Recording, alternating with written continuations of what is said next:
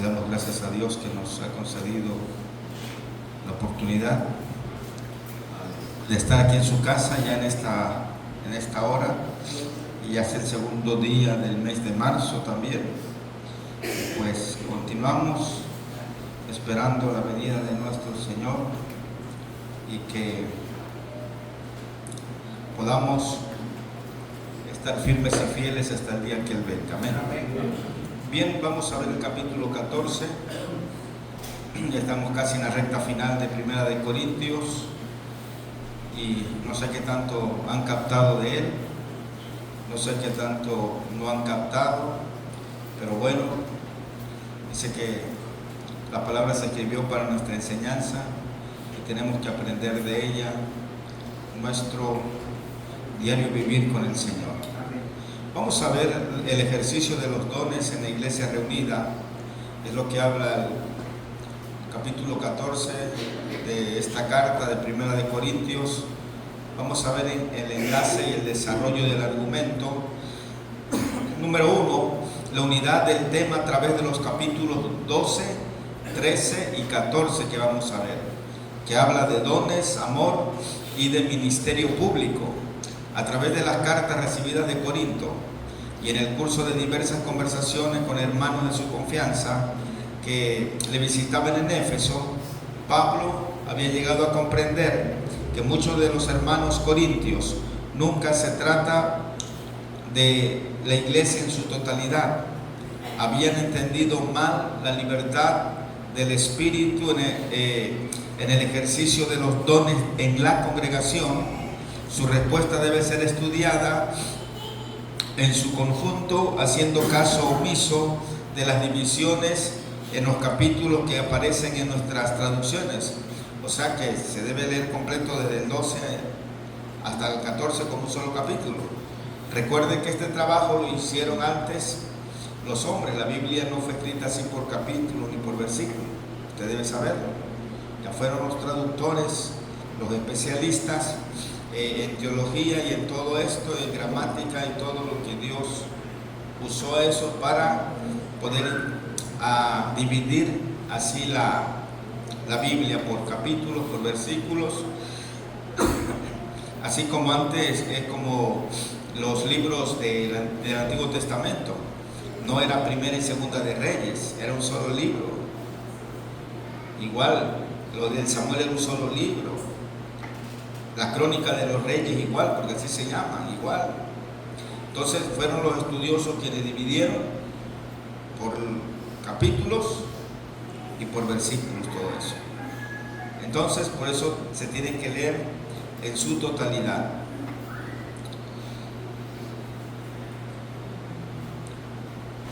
No se lanzó enseguida a darles instrucciones Pablo sobre el orden a guardar en las reuniones en la iglesia.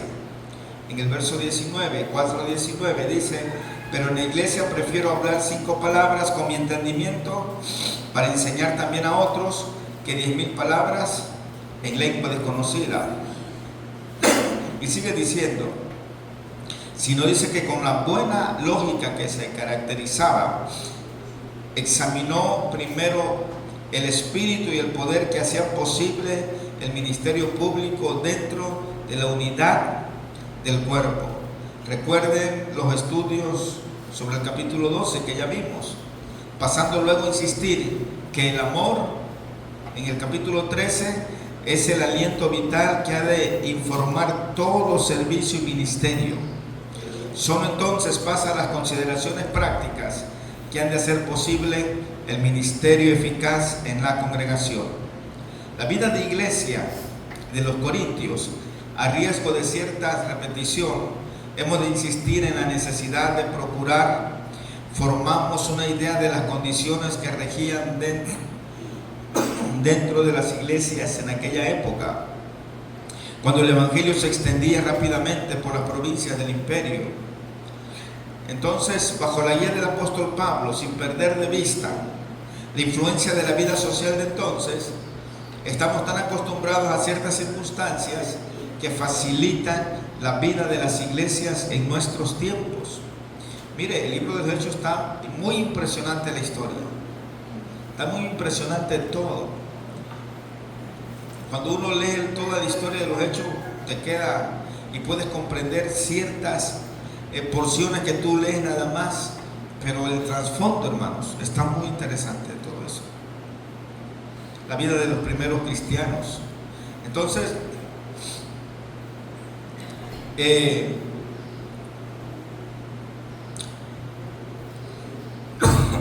bajo la guía del apóstol, sin perder de vista la influencia de la vida social de entonces, estamos tan acostumbrados a ciertas circunstancias que facilitan la vida de las iglesias en nuestros tiempos, fruto de largos siglos del desarrollo religioso, político y también social, que nos cuesta trabajo reconstruir mentalmente las condiciones que regían tanto en Corinto como en otros centros importantes al reunirse los hermanos en sus respectivas congregaciones. Y en primer término, no había tal cosa como el día de domingo, como una fiesta oficial que beneficiara a la gran mayoría de los trabajadores, algo que data de un edicto por Constantino en el año 321, de modo que era muy difícil solucionar el problema de reunir a un número considerable de personas, muchas de ellas esclavos, en cierto lugar y a las mismas horas. Y sin duda, al liberarse la comunidad cristiana de las normas de la sinagoga, el día de reunión llegaba a ser el primer día de la semana, hermanos. Hechos capítulo 20, verso 7. A ver, Hechos capítulo 20, verso 7. El primer día de la semana, reunidos los discípulos para partir el pan, Pablo les enseñaba, habiendo de salir al día siguiente, y alargó el discurso hasta la medianoche. Primera de Corintios 16, 2. A ver, continúa. Primera de Corintios 16, 2.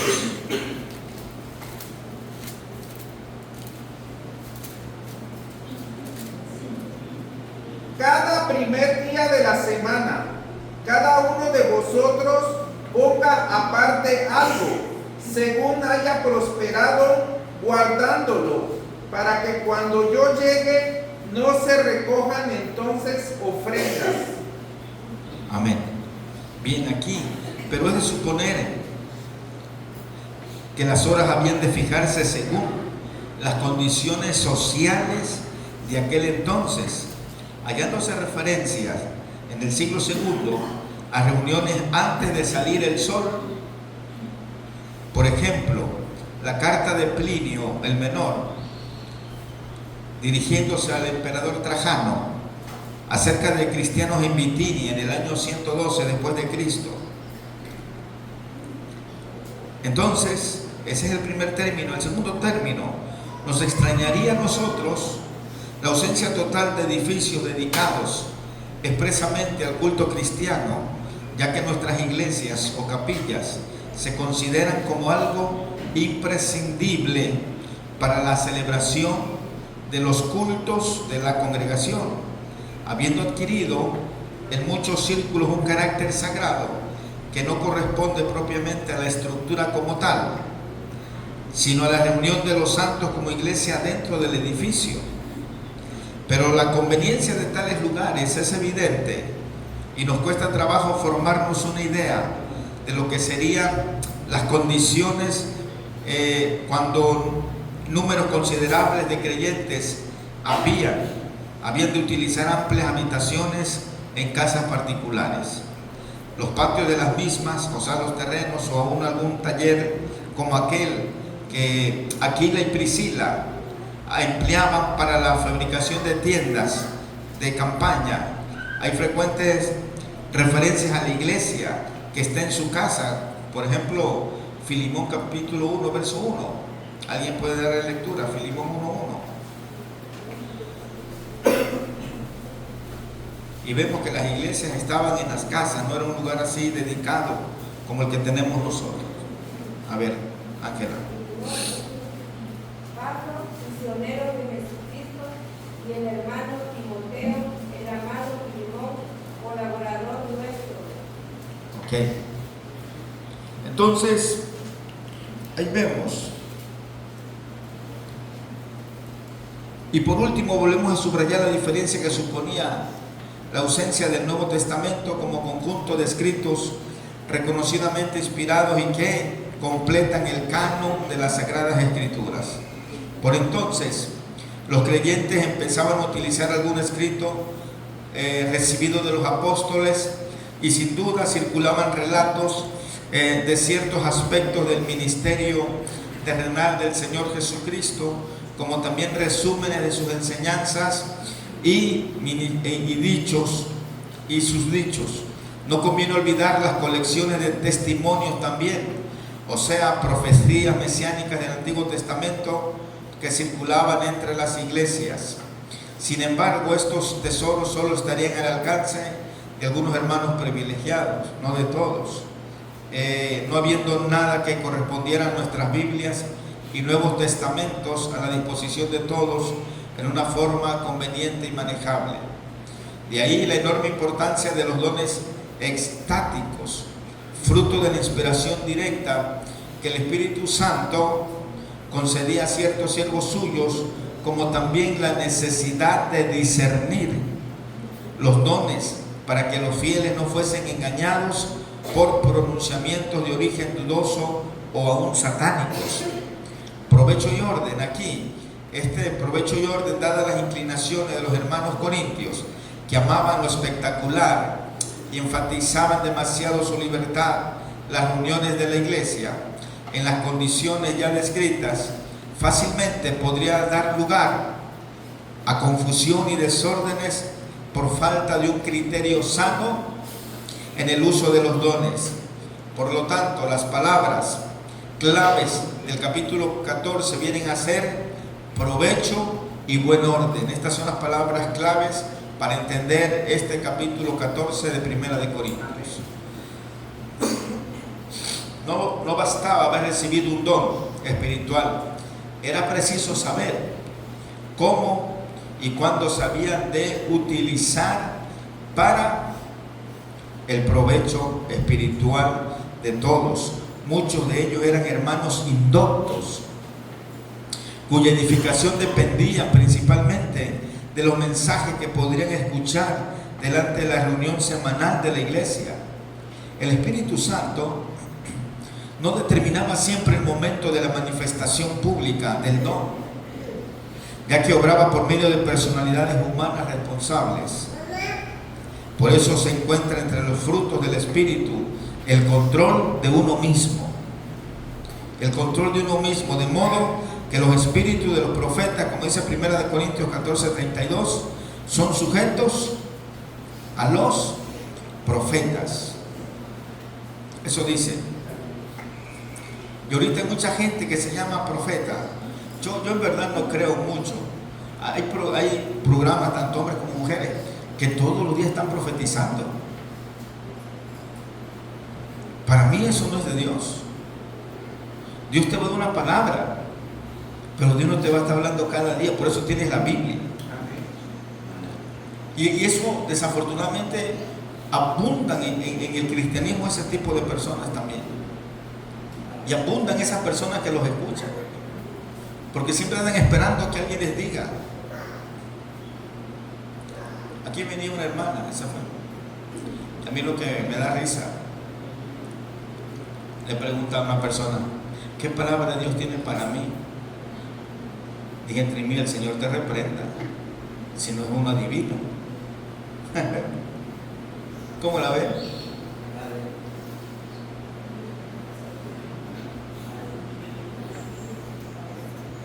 Vamos a caer en la adivinación, y no es así. Por eso tenemos que tener conocimiento de la palabra. Amén. Y esas personas que sueltan palabras en la radio, que una persona aquí que le duele la cabeza, ¿cuántas miles de personas están escuchando y tienen el mismo problema? Para mí eso es un espíritu de adivinación.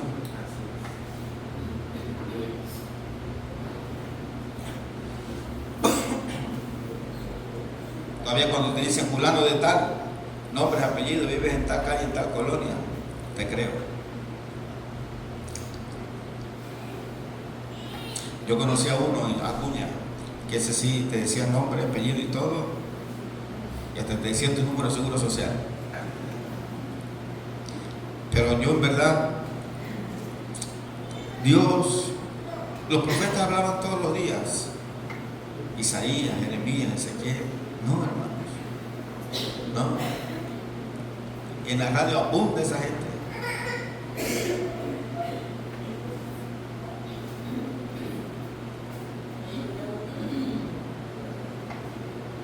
Por eso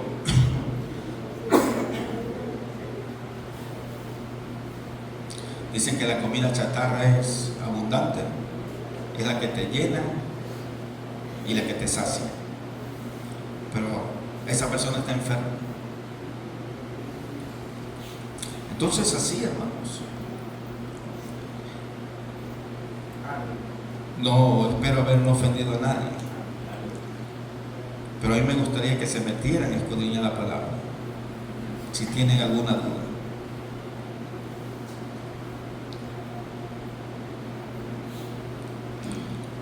Entonces estamos, dice que el control de uno mismo, dice, por eso se encuentra entre los frutos del Espíritu el control de uno mismo. De modo que los espíritus de los profetas son sujetos a los profetas. ¿Ok? O sea, el Espíritu Santo está sujeto a ti. O sea, se evita un control puramente mecánico del siervo de Dios, lo que sería algo ajeno al principio de libertad. Sin embargo, esta libertad no ha de convertirse en libertinaje. El orden, pues, no se impone por medio de ritos ni de formularios, sino que ha de surgir del buen criterio espiritual de los hermanos dotados para el ministerio de la palabra. Lengua y profecía. Nuestro examen del texto revelará que Pablo se preocupa por ensalzar el valor de la profecía, definida como el anuncio inteligente y espiritual de mensajes recibidos de Dios por encima del de lenguas, pese al provecho que éstas pueden rendir en la esfera de la devoción privada en cada uno. Recordemos que el don profético abarca toda expresión de la voluntad divina a través de los siervos del Señor debidamente dotados para este ministerio, o cooperando la inteligencia del ministro con el don, siempre comprensible el mensaje tanto para el que habla como para quien lo escucha. Y sólo así podía edificarse la congregación. Una lengua podría interpretarse y en este caso también llegaría a ser provechosa para el pueblo. Amén. Pero Pablo prefiere que los hermanos anhelen dones que puedan servir directamente para la edificación de los creyentes. El desarrollo de los argumentos del apóstol revela las predilecciones de los corintios, deduciéndose de las preocupaciones del autor que estos se entusiasmaban frente al ministerio de las lenguas. Estas no se prohíben, pero Pablo resume su pensamiento claramente en el verso 18 y en el verso 19. Doy gracias a Dios que hablo en lenguas más que todos vosotros, pero en la iglesia prefiero hablar 5 palabras con mi entendimiento para enseñar también a otros que 10,000 palabras en lengua desconocida. Entonces, la tendencia contraria revelaba una falta de madurez, siendo algo propio de niños. Cuánto mejor sería el buen criterio de hombres bien desarrollados que comprendían lo que convenía a la edificación del pueblo de Dios, que el asombro de niños ante un fenómeno llamativo, como dice el verso 20. Hermanos, no seáis niños en el modo, sino ser niños, pero maduros en el modo de pensar. ¿Vamos bien hasta aquí, hermanos? ¿Es entendible? No hay duda. ¿No están confundidos? No. Bueno, no se confundan porque si se confunden no lo voy a poder.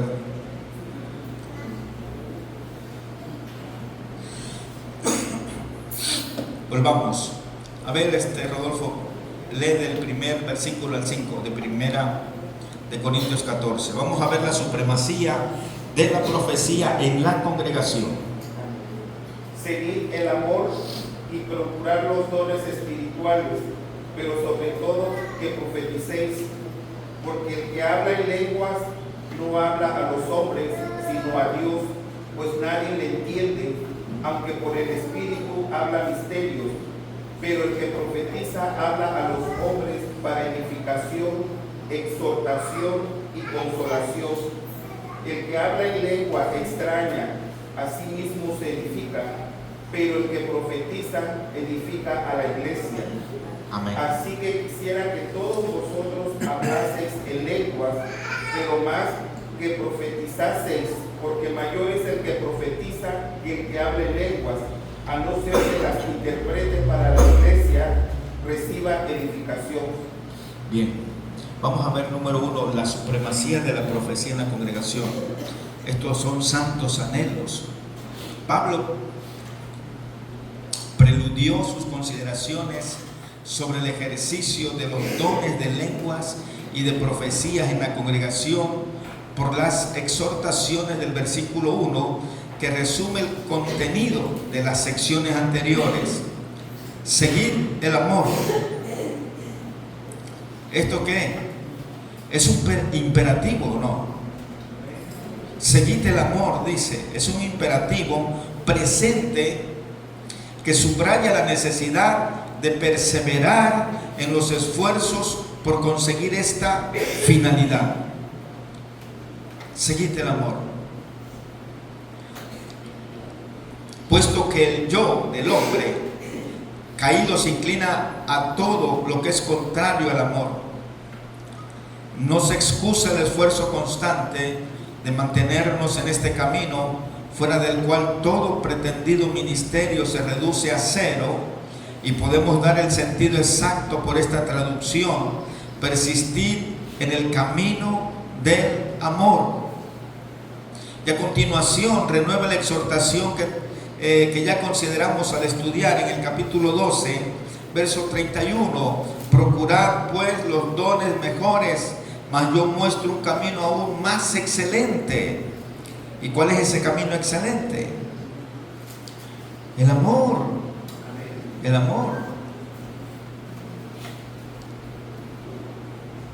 Lo que lleva implícito en sí el pensamiento de que la iglesia, con su variada membresía, necesita edificación, que solo podrá recibir si hay hermanos que se preparan para el ministerio, poniéndose a la disposición del Espíritu Santo, único que puede repartir sus dones y gracia.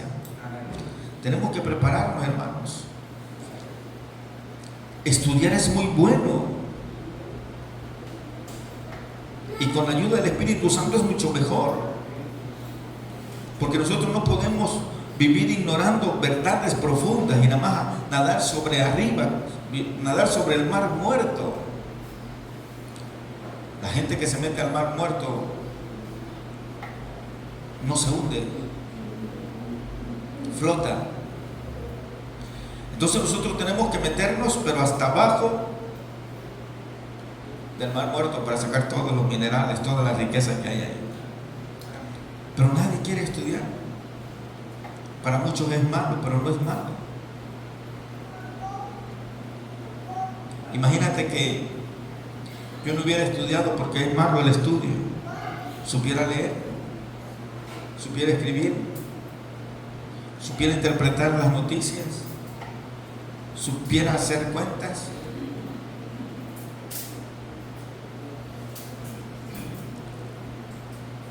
Debemos de aprender porque los tiempos son malos.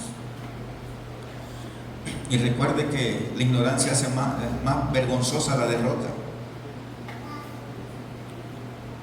Y tenemos que estudiar. No hay otro camino. Samuel ha venido 2 o 3 años que estudie. No, nadie quiere estudiar. Nadie quiere estudiar. ¿Para qué quiero estudiar? Pues para que sepas interpretar la Biblia. Para eso es el estudio. Para que sepas la historia. Porque alguien me puede estar predicando y me habla por encima y digo, no, la historia, eso no es así. Porque la historia de la Biblia es esto y esto y esto. Porque yo ya la conozco. Porque tú ya lo conoces. Y a todo le voy a decir amén, amén. Pues tampoco es así.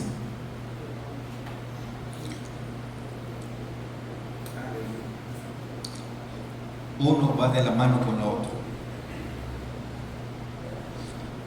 Los discípulos, si no hubieran estado con Jesús, hubieran podido predicar. 3 años estuvieron con él aprendiendo. Por eso cuando Jesús se fue, ¿qué decía la gente de ellos? Se asombraban por la forma de hablar, por la forma de expresarse, porque su léxico ya no era igual. Dice, mira esta gente vulgar y corriente, ¿cómo hablan ahora? Pues estuvieron con el maestro, aprendieron, enseñaron. Igual nosotros. Cambian todo nuestra forma de ser porque estamos aprendiendo en su palabra. Si algún día tienen la oportunidad y el deseo, estudien. Hay cursos, por ejemplo, la Biblia, a donde estudiamos la Biblia, el Instituto Reina Valera da cursos gratis. Da cursos gratis y te dan tu diploma y todo. Como pastor, como que estudiaste, hay muchas cosas que estudiar. Entonces, uno tiene que estudiar un poco.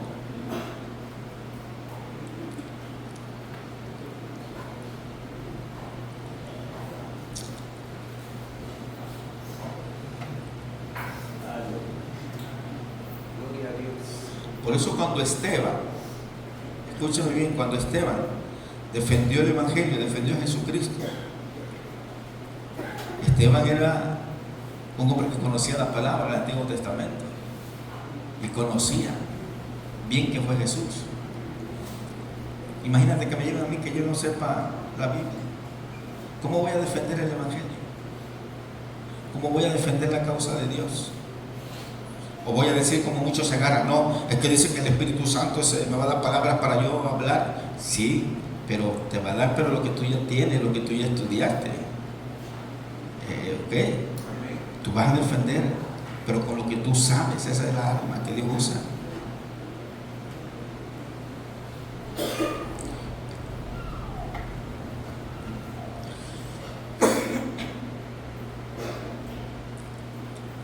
Entonces, todo es bueno, todo es aprovechoso.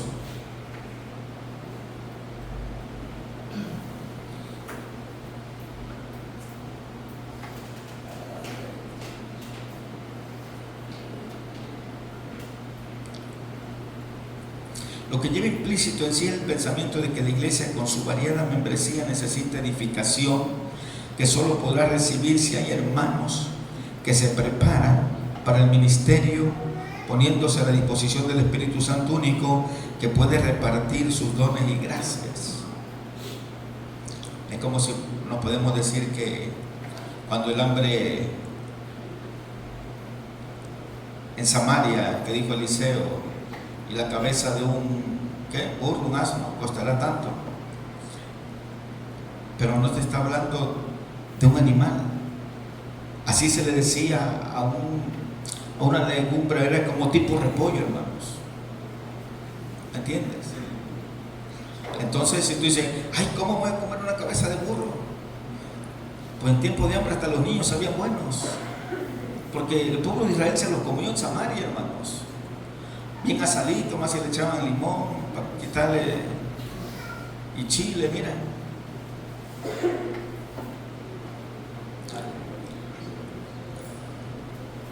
El que me oiga hablar que se comía la cabeza de burro, pues se va a reír de mí, va a decir que el burro soy yo.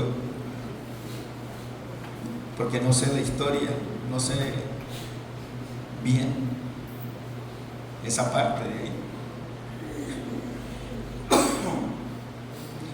En lugar de anhelar prestigio y dinero y comodidades, eso muchos pastores anhelan todo eso. Hemos de anhelar el privilegio de ser de utilidad en la iglesia bajo la dirección del Señor, hermanos. Y a nosotros nos falta ese anhelo aquí. Yo lo puedo ver cuando hay veladas, yo lo puedo ver cuando hay ayuno hasta las 6 de la tarde. Somos los mismos que participamos. La gente no tiene anhelo, impulsada por el Espíritu Santo, decir yo voy a orar, yo voy a clamar. ¿no? Para que vean que el desgaste es bastante aquí. Porque yo puedo estar orando con mi voz y de repente echarme un coyotazo. Y gloria a Dios, amén. No es lo mismo que el que está enfrente. Es lo mismo porque tiene que estar dirigiendo la oración y tiene que hablar fuerte sobre todas las cosas. Y es un desgaste, es una lucha que uno tiene también. Si no es fácil, no crean. Pero es más fácil estar ahí en la banca, en el lugar. Entonces, hemos de anhelar el privilegio de ser útil en la iglesia bajo la dirección del Señor. Amén. Hoy en día esta preparación no puede separarse, escuche bien, del estudio cuidadoso y consecutivo de la palabra de Dios. Si ya no tengo tiempo para ir a un instituto, para ir a que alguien me enseñe, bueno, pero yo no voy a descuidar el estudio de la palabra de Dios. No voy a olvidar y escudriñar. Yo tengo libros, la Biblia, pero libro por libro, resumida en todo, en todo. Aparte de esto, tengo otro estudio aparte de estos. Y es lo mismo. Hay editoriales confiables. Entonces, ya no necesitas andar investigando tanto, porque ahí en la reseña te pone todo, por ejemplo, Corintios, todo el problema socioeconómico, político, cultural de aquella época y todas las cosas. Y cuando tú lees eso, te abre todo. Cuando vas a leer la Biblia, ya llevas de qué trata ese libro, cómo estaba la situación en aquel tiempo cuando Pablo, tú ya sabes lo que se está pasando. Pero si eso no lo hago, por eso que muchas veces la palabra no cobra vida en nosotros, nos entra y nos sale porque no sabemos el contexto de lo que se está hablando. Entonces, tenemos que seguir estudiando la palabra del Señor. Número 2, característica de lenguas. En el capítulo 2 de Hechos, del verso 1 al 13, ¿alguien puede leer? Hechos capítulo 2, del verso 1 al 13.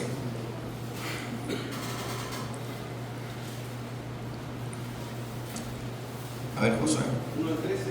Sí, del 1 al 13. Cuando llegó el día de Pentecostés, estaban todos unánimes juntos. Y de repente vino del cielo un estruendo como de un viento recio que soplaba, el cual llenó toda la casa donde estaban sentados. Y se les aparecieron lenguas repartidas como de fuego, asentándose sobre cada uno de ellos.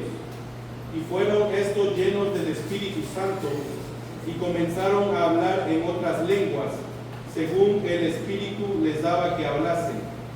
Moraban entonces en Jerusalén judíos, varones piadosos de todas las naciones bajo el cielo.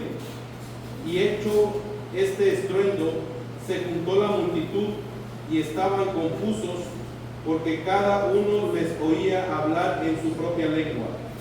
Y estaban atónitos y maravillados, diciendo: mirad, ¿no son galileos todos estos que hablan?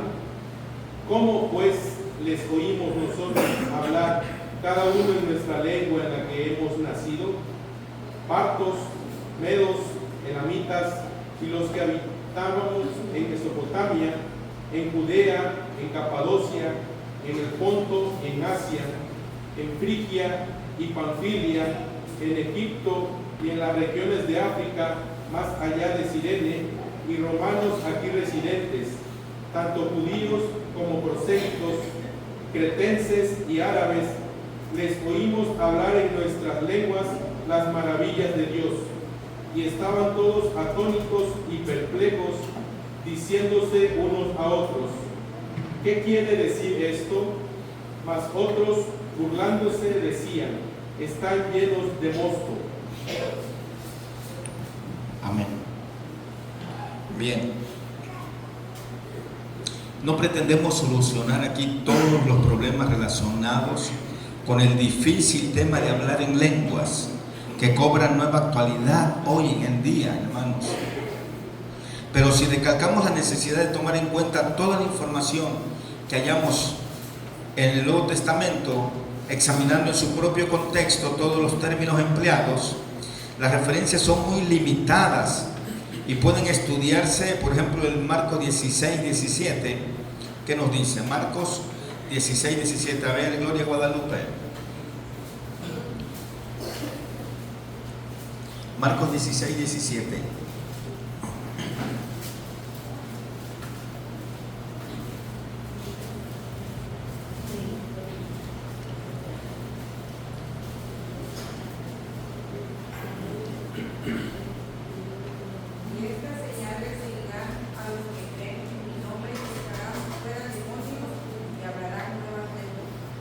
Ok, esas lenguas son las que estamos hablando ahorita. Entonces, y en los capítulos 2, de hecho, completo, que leí una parte de Josué, el capítulo 10 y el capítulo 19 del libro de los Hechos, con estos tres, en el de Primera de Corintios, capítulo 12, capítulo 13, capítulo 14, no hay otra referencia al tema sobre las lenguas. Entonces es preciso preguntarnos si el fenómeno notado en los Hechos es igual que Pablo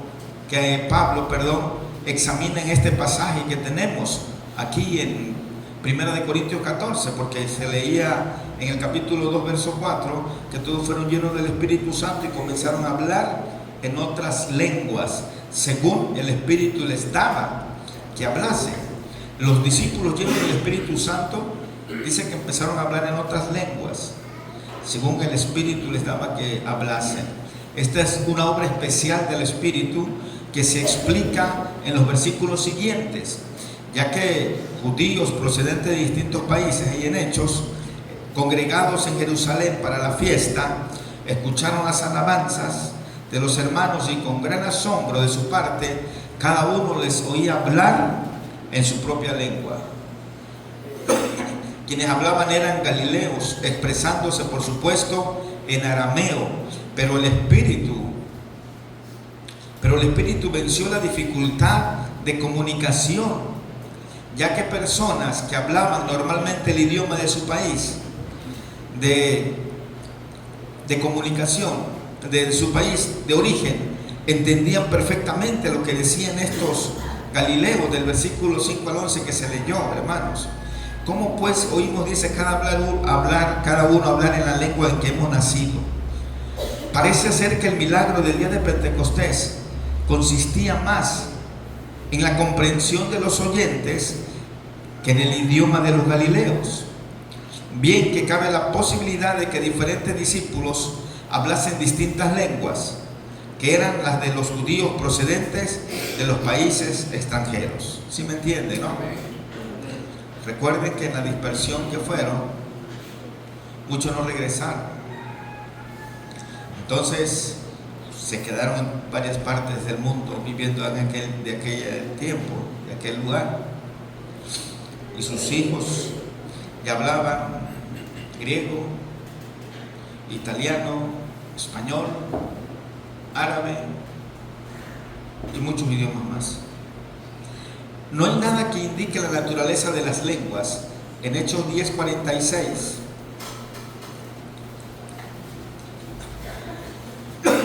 Hechos 10:46. Porque los oía que hablaban en lenguas y que magnificaban. Y el capítulo 19, verso 6.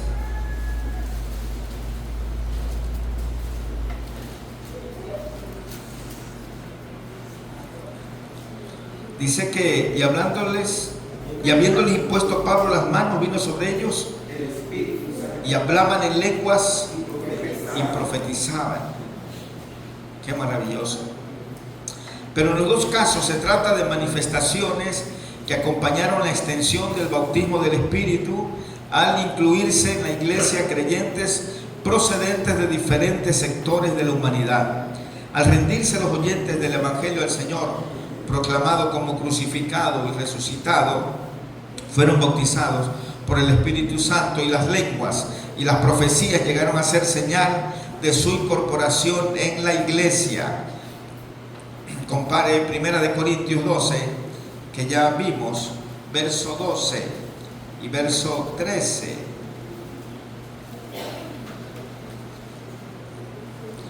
Porque así como el cuerpo es uno y tiene muchos miembros, pero todos los miembros del cuerpo, siendo muchos, son uno solo cuerpo, así también Cristo, dice la palabra. Y el 13, porque por un solo espíritu fuimos todos bautizados en un cuerpo, sean judíos o griegos, sean esclavos o libres, y a todos se nos dio a beber de un mismo espíritu, hermanos. El silencio sobre el tema de todas las epístolas, aparte de 1 Corintios, es muy significativo, puesto que estos escritos constituyen la expresión inspirada y autorizada de las doctrinas y las prácticas de la iglesia y de las iglesias fundadas por los apóstoles. Si el don tuviera la importancia que algunos quieren concederle en nuestros tiempos, tal omisión resultaría inexplicable. Las características de las lenguas en 1 Corintios 14, tenemos delante los 5 primeros versículos de este capítulo que ya leímos, pero será conveniente tomar en cuenta todas las expresiones que emplea Pablo para calificar el don tal como se practicaba en la iglesia de Corinto, notando que la referencia es lengua o a lenguas, sin el adjetivo extraña o extrañas. Inciso A, el que habla en lenguas, verso 2, que se leyó, el que habla en lenguas no habla a los hombres, sino a Dios, pues nadie le entiende más que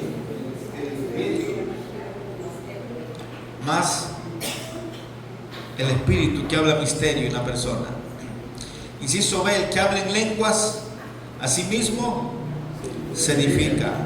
Inciso C, sería bueno, razona Pablo, dice, que en cuanto a su propio bien espiritual, todos hablasen en lenguas, pero no edificaría para nada la iglesia, si no existiese la posibilidad de la interpretación que habla el verso 5 y 6 del capítulo 14 que estamos viendo.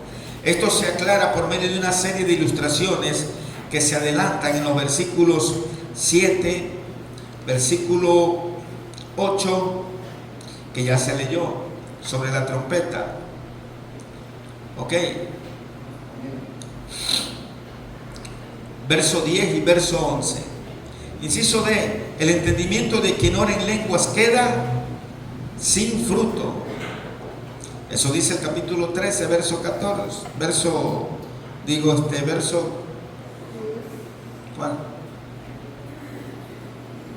13. ¿Por qué? Porque no hay nadie que lo interprete, hermanos. Entonces, lo que señala la pasividad de la inteligencia, este aspecto místico del don que preside del entendimiento, se recalca también desde el 14 hasta el verso 21. Inciso E, así que el don de lenguas es dado para señal no a los creyentes, sino a ¿qué? A los que no creen, como el verso 22 dice. La exegesis de esta declaración no es fácil y la estudiaremos en su contexto. Inciso F, el ejercicio incontrolado del don en la congregación sería la impresión de ¿qué? De locos. ¿O no? El ejercicio incontrolado del don de lenguas es dado el ejercicio incontrolado del don en la congregación daría la impresión de que locura, dice Pablo. Si llega alguien y dice, y hablando todos en lengua, casi están locos estos, ¿o no? Pablo fue claro al decir esto. Entrar a cualquier visitante que no creyera, si estos están locos. Es lo que dice el verso 23, si usted lo lee, 14. ¿No dirán que estos estáis locos?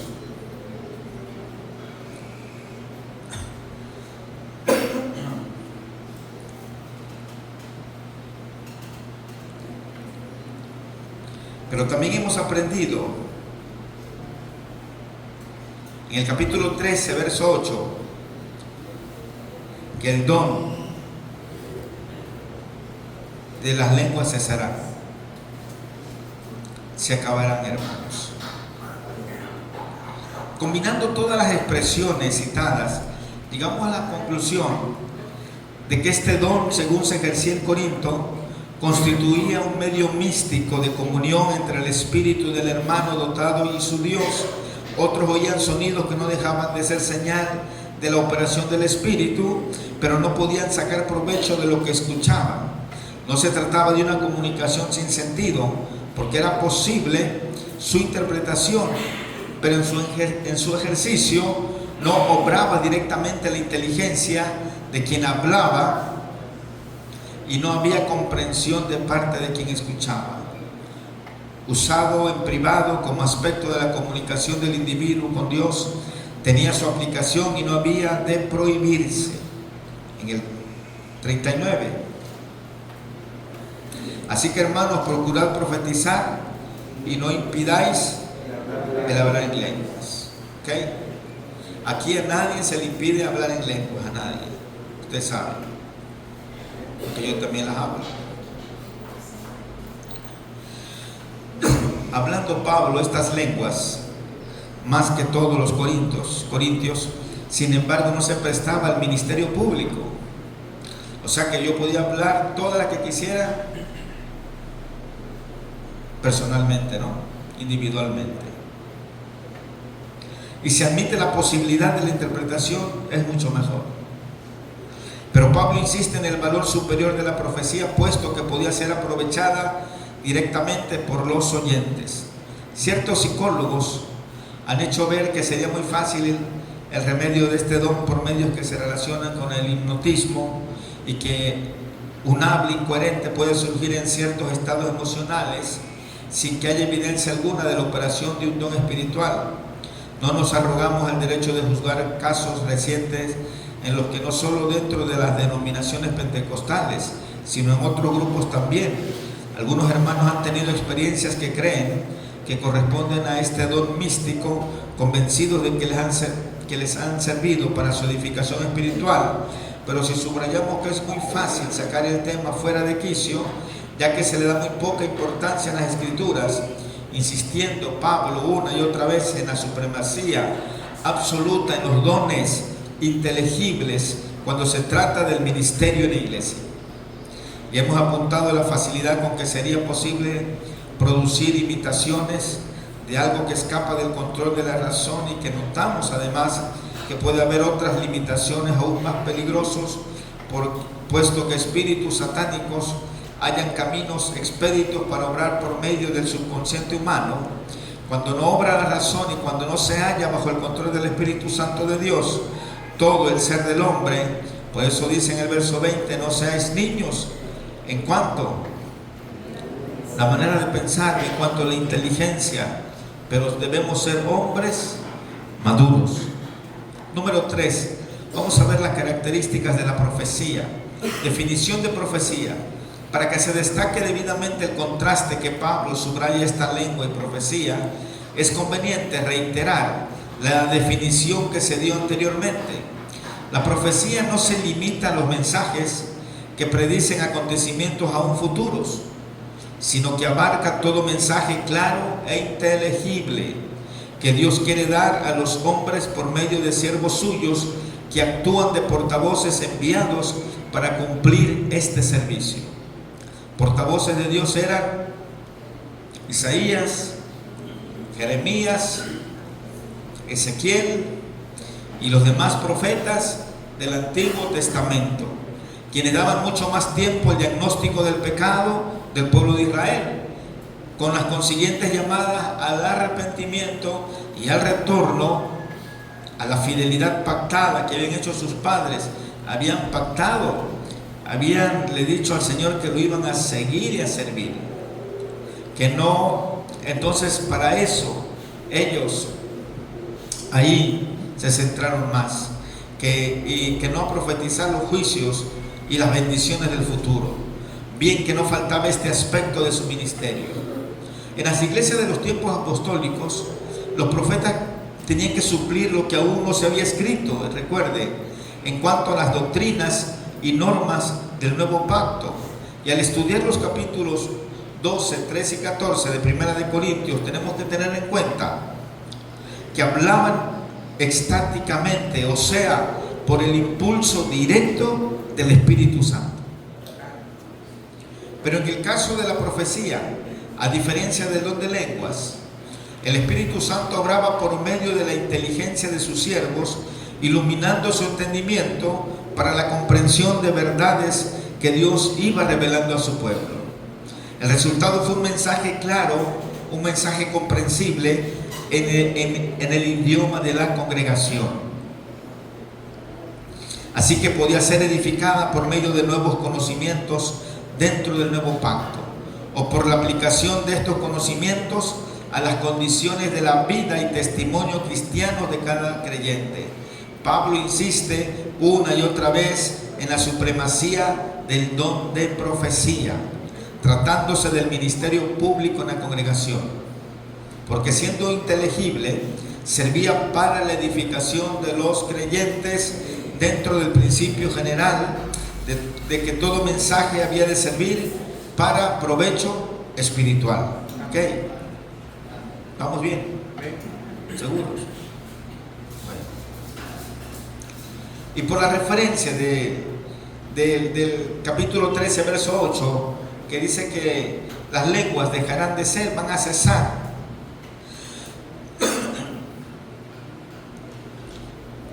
Y también que las profecías, que también, pero las profecías se acabarán también.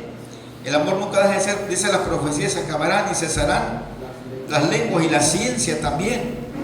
Bien, las profecías van a caer en desuso, tratándose del don extático, pero el sentido fundamental del ministerio profético persiste en el ministerio de siervos de Dios, guiados por el Espíritu de Dios, que absorben lo que se ha revelado en el canon completo de las Escrituras como base para mensajes que surgen claramente del texto bíblico fielmente interpretado. Ok, vean.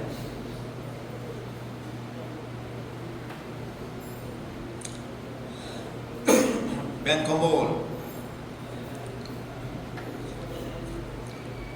y todas las iglesias así lo manejan. ¿Han escuchado, profeta, usted de algún movimiento grande, evangélico?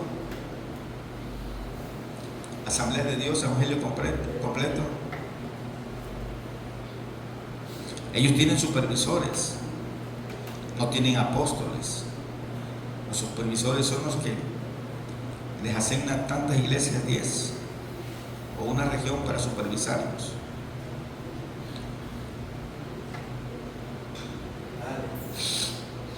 Y los más desbaratados son los que tienen apóstoles, profetas, los 5 ministerios. Es como yo conozco algunos que se llaman apóstoles, y a los ancianos, a sus ayudantes, ya no les llaman diáconos, ancianos, no les llaman pastores. Me da risa porque escucho a uno que tenía 12 pastores. Yo dije, pues tiene 12 iglesias, ¿no? Pues sí, es un apóstol, un enviado que ha sido a levantar iglesias. Simplemente cambió los términos. Es que van con lo moderno, van con lo moderno.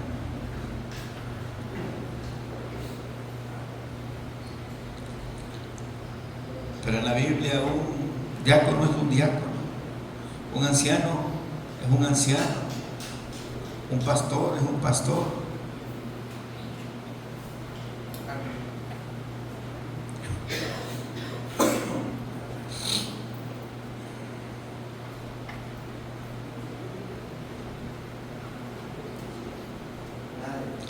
Entonces,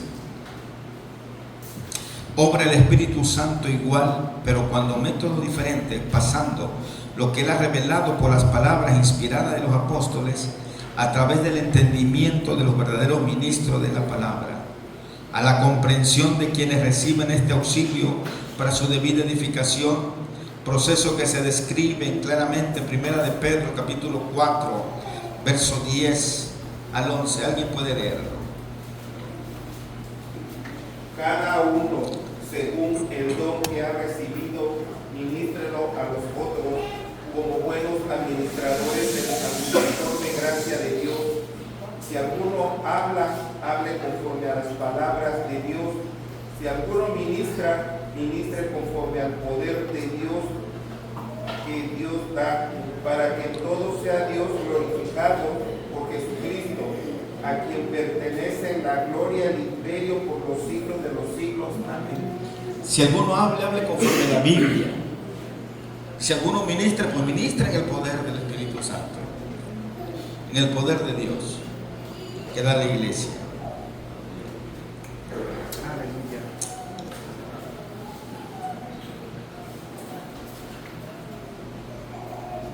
Sin embargo, al procurar interpretar el pasaje que tenemos delante, hemos de tener en cuenta que Pablo está tratando del ejercicio del don extático, tal como se conocía en la congregación de Corinto. Número 4, vamos a ver referencias al don profético. Del verso 14, del 1 al 6, ya leímos ahí una parte, nada más vamos a leer el 6.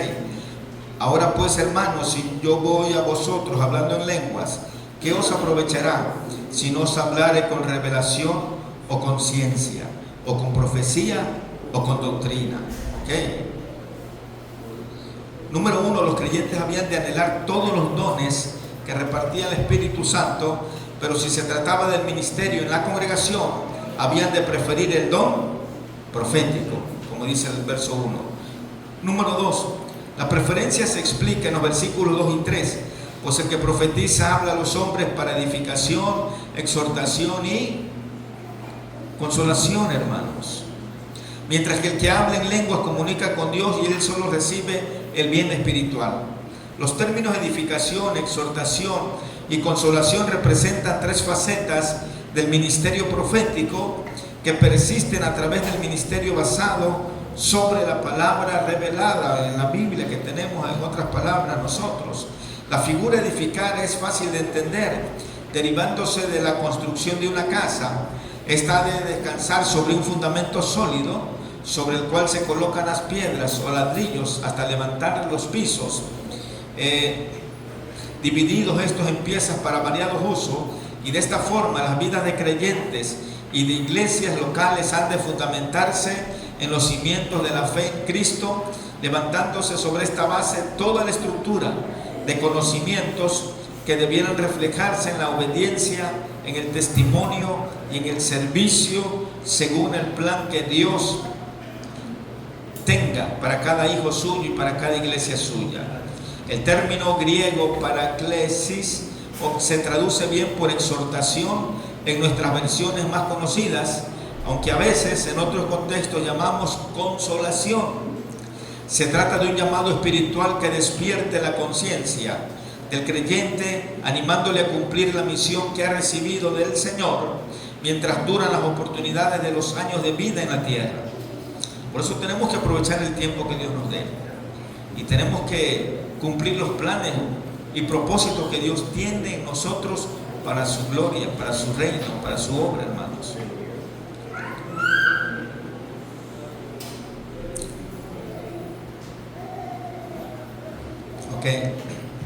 Debería basarse siempre en la palabra, puesto que vagas exhortaciones que reiteran los lugares comunes, que todo creyente ya sabe teóricamente, no consiguen gran cosa. Hay que afilar la espada de las exhortaciones por medio de aplicaciones prácticas, tanto en términos que reflejen las condiciones de hoy, como en otros que señalan las amplias perspectivas de las eternas verdades bíblicas. Consolación traduce paramutia, que significa expresiones que quisieran aliviar el dolor de quien sufre por la causa que sea, consolándole y animándole en el Señor. Es evidente que la edificación, la exhortación y la consolación constituyen tres vertientes esenciales del ministerio profético. siendo cada una de primera necesidad para el provecho espiritual de una iglesia local. El que profetiza, pues, dice la palabra, que edifica a la iglesia. Y por último, lo dejamos para el siguiente domingo. Póngase de pie. Bien, entraremos en el versículo 5. No se les olvide, se les puede olvidar y les puedo preguntar ¿qué versículo vamos a entrar? Ya me dice usted el 5 con toda seguridad. Padre Celestial, te damos gracias en esta hora. Que esta palabra, Señor, nos anime, nos fortalezca, Señor. Que esta palabra, Señor, y que no malentendamos, Señor, el mensaje de exhortación que nos da la palabra. Señor amado, te pedimos que en esta hora tú nos ayudes. Ayúdanos, porque necesitamos de ti. Que necesitamos aprender. Necesitamos, Señor, que los adolescentes, los jóvenes aprendan, Señor. Pero si nosotros no les enseñamos, Padre, ¿quién les va a enseñar? Ayúdanos, danos ese deseo de seguir escudriñando tu palabra, ese deseo de seguir, Padre, esforzándonos para darle a tu pueblo la comida que alimente, que fortalezca el alma, que le sustente y los convenza en el nombre de Jesús de Nazaret. Amén.